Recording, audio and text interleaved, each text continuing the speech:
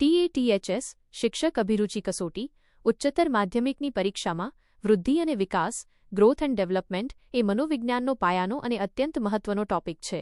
આ મુદ્દાને ઊંડાણપૂર્વક સમજવા માટે નીચે મુજબના પાસાઓ ધ્યાનમાં લેવા જરૂરી છે.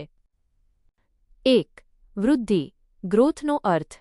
વૃદ્ધિ એટલે શરીરના કદ, વજન અને અંગોના બંધારણમાં થતો ફેરફાર. તે મુખ્યત્વે શારીરિક પાસા સાથે જોડાયેલ છે. માપી શકાય તેવી વૃદ્ધિને સેન્ટીમીટર કે કિલોગ્રામમાં માપી શકાય છે. દાંત. ઊંચાઈ વધવી. મર્યાદિત સમયગાળો. વૃદ્ધિ આજીવન ચાલતી નથી. તે પુખ્તાવસ્થા મેચ્યોરિટી પ્રાપ્ત થતાં અટકી જાય છે. પરિમાણાત્મક ફેરફાર. તે જથ્થાત્મક અથવા સંખ્યાત્મક ફેરફાર છે. 2. વિકાસ ડેવલપમેન્ટનો અર્થ. વિકાસ એ વૃદ્ધિ કરતાં વ્યાપક શબ્દ છે. તે વ્યક્તિની કાર્યક્ષમતા અને વર્તનમાં આવતું ગુણાત્મક પરિવર્તન છે. આજીવન પ્રક્રિયા. વિકાસ ગર્ભાધાનથી શરૂ થઈને મૃત્યુ સુધી સતત ચાલતી પ્રક્રિયા છે. બહુપરિમાણીય. તેમાં શારીરિક, માનસિક, સામાજિક અને આવેગાત્મક એમ તમામ પાસાઓનો સમાવેશ થાય છે. ગુણાત્મક ફેરફાર. તેને સીધું માપી શકાતું નથી, પરંતુ નિરીક્ષણ દ્વારા સમજી શકાય છે. 3. વૃદ્ધિ અને વિકાસ વચ્ચેનો તફાવત. મુદ્દો. વૃદ્ધિ ગ્રોથ, વિકાસ ડેવલપમેન્ટ. સ્વરૂપ. શારીરિક અને બાહ્ય ફેરફાર છે. શારીરિક, માનસિક અને આંતરિક ફેરફાર છે. માપન. સચોટ માપી શકાય છે. માત્ર અવલોકન કે મૂલ્યાંકન થઈ શકે છે. મર્યાદા. અમુક ઉંમરે અટકી જાય છે. આજીવન ચાલતી પ્રક્રિયા છે. આધાર.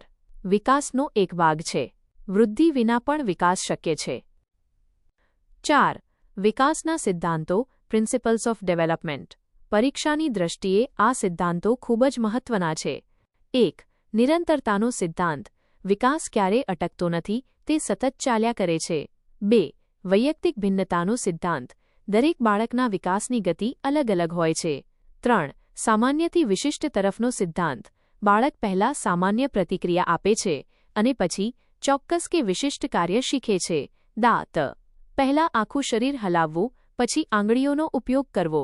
4. શીર્ષ પુચ્છાભિમુખ સિદ્ધાંત. સેફાલોકોર્ડલ વિકાસ માથાથી પગ તરફની દિશામાં થાય છે. 5. કેન્દ્રથી પરિઘ તરફનો સિદ્ધાંત. પ્રોક્સિમોડિસ્ટલ વિકાસ શરીરના મધ્ય ભાગથી બહારના અંગો તરફ થાય છે. 5. વિકાસને અસર કરતા પરિબળો. વિકાસ મુખ્યત્વે 2 બાબતો પર આધારિત છે. વારસો હેરેડિટી માતાપિતા તરફથી મળતા જૈવિક ગુણો. પર્યાવરણ એન્વાયરમેન્ટ આસપાસનું વાતાવરણ, શિક્ષણ અને સામાજિક અનુભવો. સૂત્ર ડેવલપમેન્ટ બરાબર હેરેડિટી ટાઇમ્સ એન્વાયરમેન્ટ. TATHS માટે યાદ રાખવા જેવી બાબતો. પરિપક્વતા મેચ્યુરેશન. જે વૃદ્ધિ કુદરતી રીતે અને સમયના અંતરે થાય છે તેને પરિપક્વતા કહેવાય. દાંત. બાળકનું ચાલતા શીખવું. તરુણાવસ્થા.